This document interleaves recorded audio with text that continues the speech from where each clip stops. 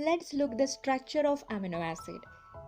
There is a central C alpha carbon.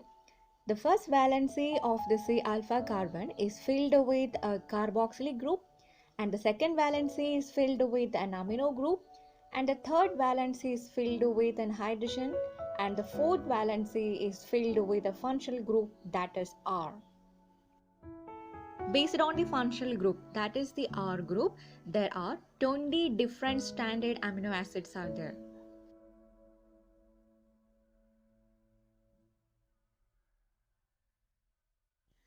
What is an asymmetric carbon? If a carbon has 4 different valency, is called asymmetric carbon. Asymmetric carbon and optical activity both have some relation. Let's look what is optical activity. It is the ability of a chiral molecule to rotate the plane polarized light. All asymmetrical carbons show optical activity. When we observe the structure of glycine, we can understand that it lacks asymmetrical center. So, it is an optically inactive amino acid. So, glycine is an only amino acid it lack optical activity. This is a very important point. Another important point is that glycine is one of the inhibitory neurotransmitter. In CSIR point of view, we should always remember one of the important point regarding to glycine is that it show maximum allowed conformation in Ramachandran plot. Ramachandran plot we will study later. One of the another important point is that RAS mutation. The 12th glycine residue is replaced by any of the amino acid that lead to cancer. It is constantly induce a signal for a cell division. It is then very important. We will see RAS mutation later.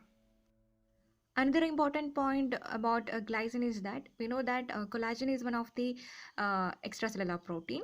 So one of the major component of the collagen is glycine. Every third residue will be glycine. And another important point is that glycine always promote a random coiling, and it actually prevent the secondary structural formations. That is one of the important point. While alanine always favor alpha helical formation, but high content of glycine would disrupt the alpha helix formation.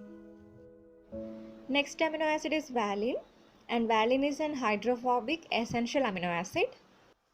In sickle cell anemic condition, what is happening is that glutamic acid in beta globulin is replaced by valine. If a molecule have two or more chiral center, these molecule exhibit diastereoisomerism. So isoleucine and threonine are the two important amino acid. They exhibit diastereoisomerism. The another important amino acid is phenylalanine. It's a hydrophobic aromatic amino acid. It is one of the precursor for tyrosine, melanin, epinephrine and non-epinephrine. Another important amino acid is lysine. It is an hydrophilic amino acid and it plays a crucial role in histone modifications. And another important amino acid is arginine. Arginine is an hydrophilic amino acid and arginine is a precursor for urea. And arginase enzymes that is present in liver cells only. And another precursor, arginine is also a precursor for nitric oxide. Nitric oxide is a vasodilator. Nitric oxide promote the smooth muscle contractions. Okay, so arginine is a precursor for urea and nitric oxide. Another important amino acid is histidine. It is a positively charged or it's a basic amino acid. Histidine have an imidazole ring. Actually, this imidazole nitrogen can donate or accept hydrogen ions. Histidine decarboxylase is one of the important enzyme. It is responsible for catalyzing the decarboxylation of histidine to histamine, and histamine is released by most of the mast cell in response to allergic reactions. Proline is also known as a terminating amino acid because it's a conformationally rigid amino acid, which means the presence of codon for proline in mRNA will ultimately block translation. Okay, So it's act like a terminating amino acid.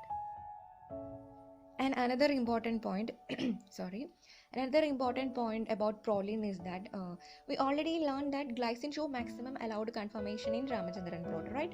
So here, proline show the least allowed conformation in Ramachandran plot. So in examination point of view, this point is very important.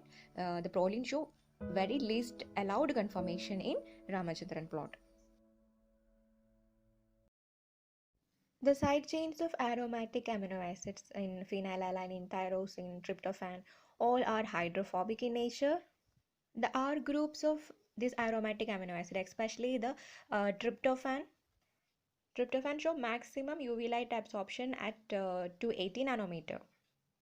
These are the another amino acids have the ability to absorb UV light.